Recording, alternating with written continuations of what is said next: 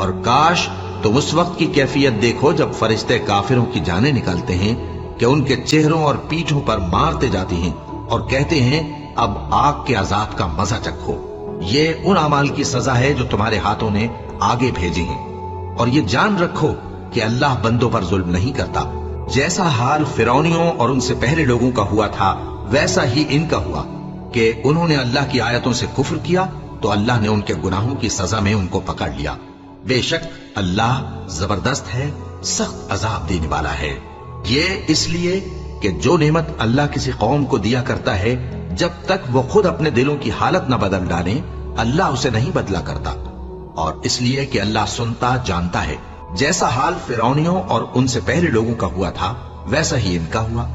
انہوں نے اپنے پروردگار کی آیتوں کو جھٹلایا تو ہم نے ان کو ان کے گناہوں کے سبب ہلاک کر ڈالا اور فرعونیوں کو ڈبو دیا، اور وہ سب ظالم تھے۔